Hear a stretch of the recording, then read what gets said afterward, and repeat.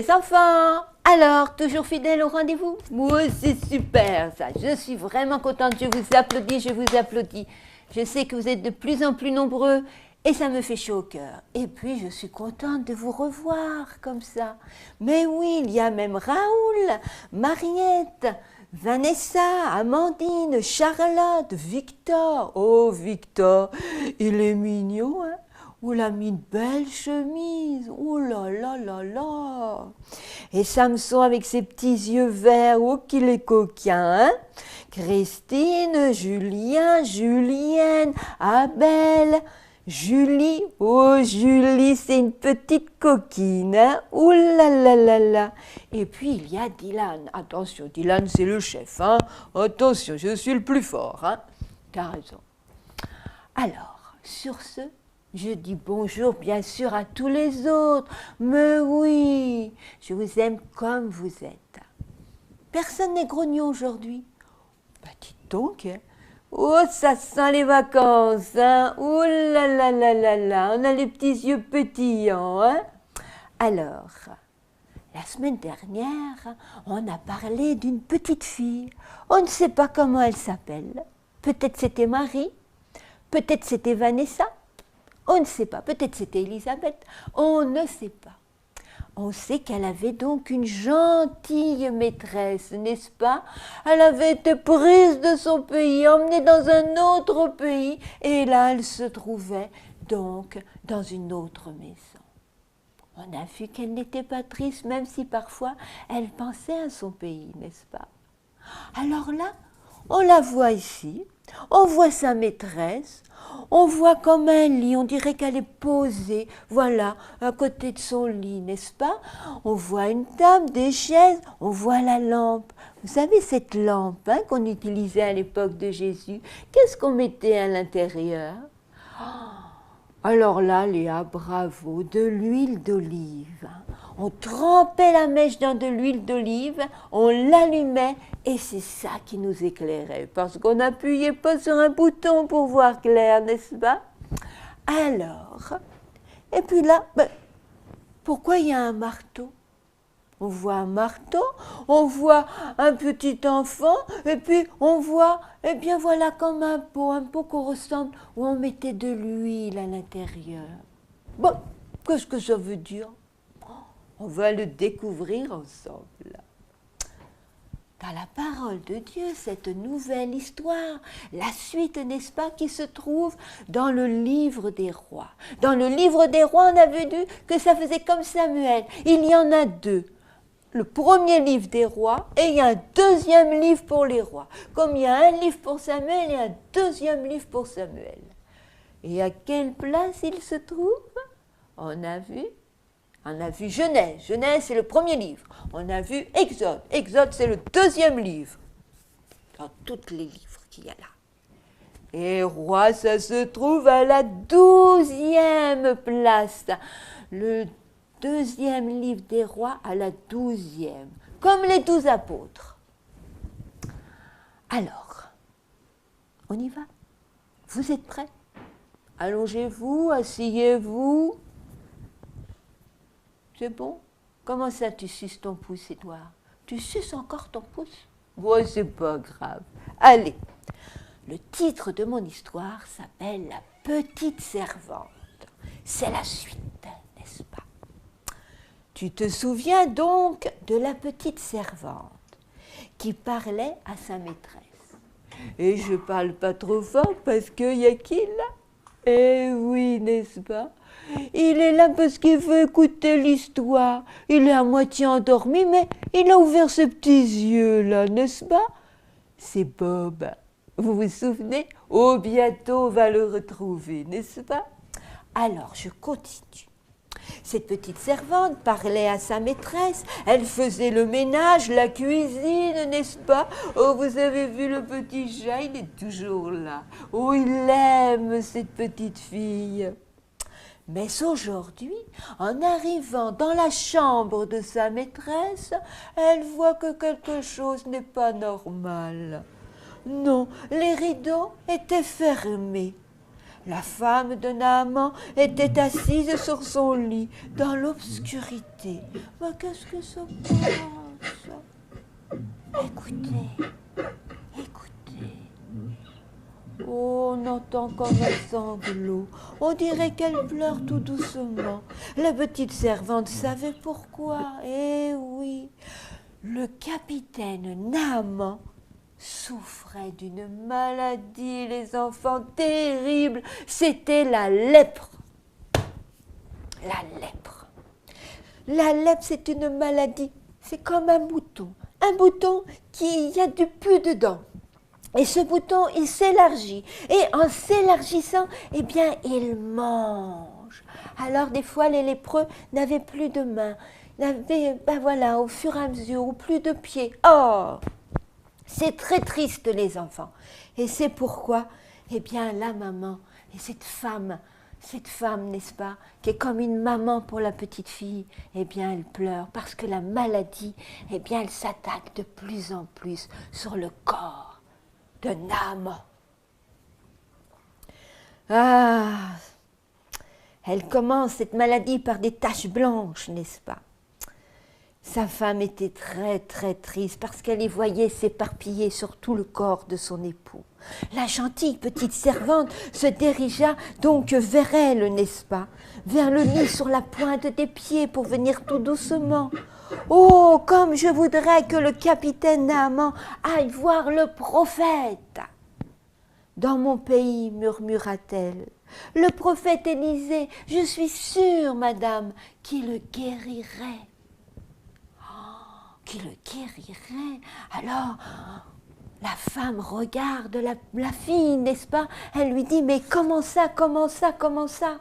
Elle s'essuya les yeux. Elle lui dit, mais que me dis-tu là, mon enfant? Alors la petite servante parla à sa maîtresse du prophète Élisée, qui vivait en Israël. Oui, il vivait en Israël, il faisait des miracles. Et alors elle lui raconta les histoires que lui racontaient ses parents, qui lui avaient appris que le Seigneur était un Dieu vivant. Alors elle lui parla, eh bien justement, du pot d'huile, vous vous rappelez? Du pot d'huile de la maman avec ses deux garçons, n'est-ce pas? Eh bien oui, il y avait le créancier qui était là et qui disait « Tu me dois ça, tu me dois ci ». Et son mari n'était plus là, il était mort. Elle ne savait plus comment faire. Et alors, Élisée lui a dit de remplir avec le pot d'huile qui lui restait plein d'autres pots, et ses deux fils lui apportaient des pots, et elle remplissait, plus elle remplissait, plus elle avait de pots, et ces pots-là, elle a été les vendre, et ainsi elle a pu rembourser la dette. Et puis vous vous souvenez également, n'est-ce pas, de ce petit garçon, ben voilà, qui était né dans une famille où la maman avait été stérile. Là, elle avait un petit garçon, il grandit, il va voir son père qui est dans les champs, et là, paf, il tombe malade. On le ramène chez lui, n'est-ce pas? Et là, il meurt. C'est pas possible, n'est-ce pas? Vous vous souvenez? Oui, tu as raison, Élodie. Eh bien, il est redevenu vivant. Et puis, vous vous souvenez l'histoire du marteau? Le marteau, ben voilà, il voulait construire une plus grande école pour l'école des prophètes, n'est-ce pas? Et bien voilà, ils sont là en train de couper du bois et tout ça, et d'un seul coup, il y a un étudiant, tac, tac, tac, tac, paf, le marteau, la tête du marteau tombe dans l'eau. Et c'est grave parce que ce marteau-là ne lui appartient pas. S'il y a quelqu'un, oh, comment on va faire? Il tombe dans la rivière. Et là, qu'est-ce qu'on voit? Le marteau qui est lourd. Si vous mettez un marteau dans l'eau, il coule. Et bien là, il remonte. Vous le voyez sur l'image, n'est-ce pas? Alors, la petite fille raconte tout ça à sa maîtresse. Oh, que va-t-il se passer? La femme de Naaman se leva d'un bond de son lit. Apporte-moi de l'eau pour que je me lave mon visage. Je dois aller parler à mon mari de tout ce que tu viens de me dire. Le capitaine Naaman était le commandant de l'armée du roi. Il répéta donc au roi ce que la fillette avait dit à sa femme. Va, dit le roi, va rencontrer le prophète. Parce que même si Naaman était un grand chef, s'il fallait qu'il parte de son pays, il devait demander la permission à son roi. Et voilà-t-il pas que la petite servante qui avait raconté à sa maîtresse raconte ce que fait le prophète, n'est-ce pas, à son époux Naaman, et Naaman va raconter tout ça au roi, et le roi lui dit, tu as ma permission, va voir ce prophète, parce que le roi, il aime Naaman. C'est son ami, c'est son commandant. Il lui fait totalement confiance et voudrait tellement qu'il guérisse. Et dans son pays, personne n'a pu le guérir. Oh, les enfants, je connais. Alors. Va rencontrer le prophète, lui dit son roi. Je vais envoyer une lettre au roi d'Israël pour toi. Le capitaine Naaman apporta des cadeaux, c'est-à-dire il les prépare, il va les emmener, n'est-ce pas, de l'argent, de l'or, des vêtements même, au cas où il serait guéri. Et vous voyez les petites souris, oh, il y en a un qui n'est pas tellement sympa, il est en train de tout manger pendant que l'autre il dort. Oh là là, le petit coquin. Alors, Naaman s'en va avec ses hommes. Mais lorsque le roi d'Israël lut la lettre au roi du roi de Syrie, n'est-ce pas, qui avait envoyé une lettre, il fut profondément troublé. Il savait qu'il ne pouvait pas guérir Naaman, ben non, le roi d'Israël. Il ne comprenait pas pourquoi le roi de Syrie pensait qu'il aurait pu faire ce miracle. Il fut bouleversé. Et que se passerait-il si Naaman repartait sans être guéri? Oh, ça se trouve, le roi de Syrie serait tellement fâché qu'il viendrait faire la guerre. Mais dites donc, les enfants, les adultes, ils sont pas un petit peu bébêtes, là? Naaman, il a raconté au roi que c'était un prophète, n'est-ce pas? Et le roi envoie un courrier au roi d'Israël pour lui demander de guérir Naaman. Est-ce que la petite fille a dit que c'était le roi qui guérissait? Mais t'as raison, Mathias, c'est pas ça du tout, n'est-ce pas? Elle a dit que c'était le prophète Élisée. Et voilà les grandes personnes qui n'écoutent rien et qui n'écoutent pas ce que dit la petite fille. Je sais, Paul, je sais, Martine. Des fois, les adultes n'écoutent pas ce que vous dites. Et on a tort. Continuons l'histoire. La nouvelle parvint au prophète Élisée. Élisée lui envoya un message à qui? Ben, bien sûr au roi. Pourquoi es-tu bouleversé? Envoie-moi donc le lépreux Naaman, et il saura qu'il y a un prophète en Israël. Le prophète Élisée savait que le roi ne pouvait être guéri, ne pouvait guérir. Hein. Il savait bien que le roi ne pouvait rien faire pour Naaman. Il savait que lui-même ne pouvait rien faire non plus, n'est-ce pas? Mais il savait aussi qu'il représentait le Seigneur et que par le Seigneur, si le Seigneur le voulait, eh bien, il pourrait guérir Naaman, le capitaine. Le prophète Élisée et la petite servante voulaient tous les deux que le capitaine guérisse, n'est-ce pas? Et qu'ils connaissent qui était le vrai Dieu, n'est-ce pas? La petite servante montrait son amour pour Dieu dans toute l'aide qu'elle apportait à la femme de Naaman. Et dans tout ce qu'elle disait, dans tout ce qu'elle faisait, voyez-vous, même si elle était loin de son papa, de sa maman, de son pays, eh bien, elle gardait confiance en Jésus, comme l'avait fait Joseph, n'est-ce pas? Oh, c'est magnifique, n'est-ce pas? Voyons voir, elle aimait partager son amour pour Dieu avec les autres. Mais toi aussi, chacun d'entre vous, vous pouvez servir Dieu par des paroles, par des actions. En te voyant te comporter de cette manière, les autres diront « Oh là là, mais quelle est cette fille, quel est ce garçon qui font tellement des choses gentiment ?» Mais ils parlent aussi souvent d'un Jésus, leur ami.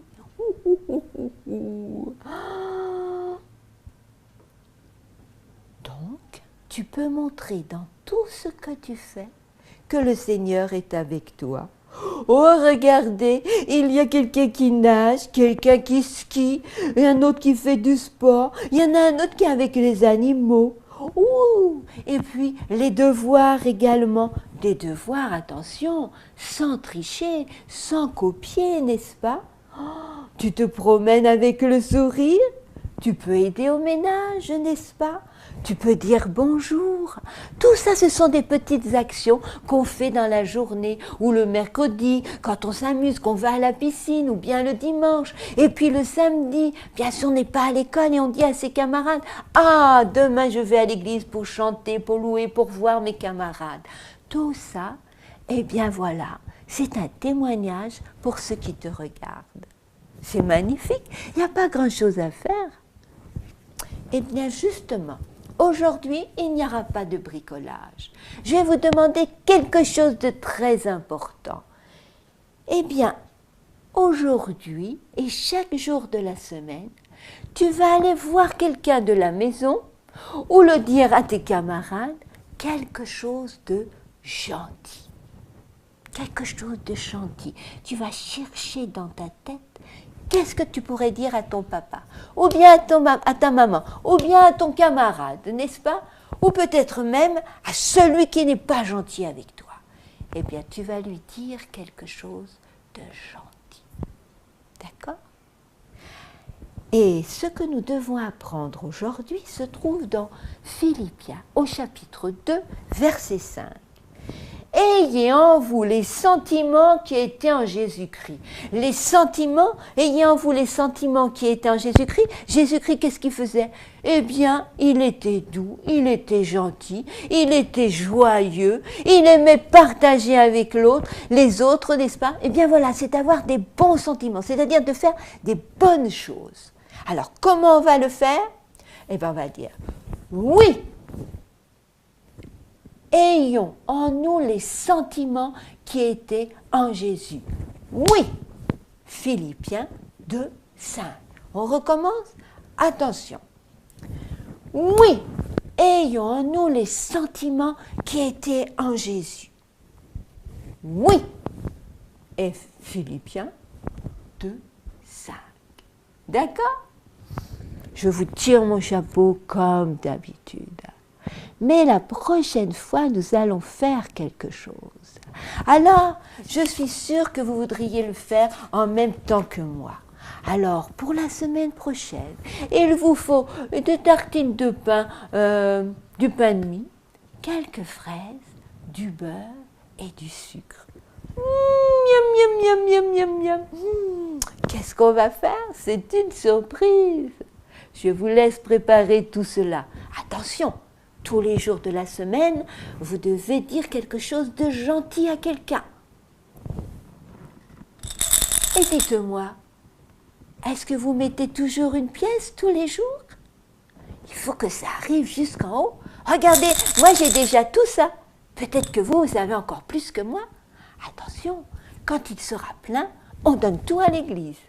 Ça aussi, il ne faut pas l'oublier. Chaque jour, une petite pièce. D'accord? On ne dit pas petite pièce, ça. Une pièce pour Jésus. Allez, je vous dis au revoir et à bientôt. Et Bob, tu dis aussi au revoir? Et dis aussi au revoir. Au revoir.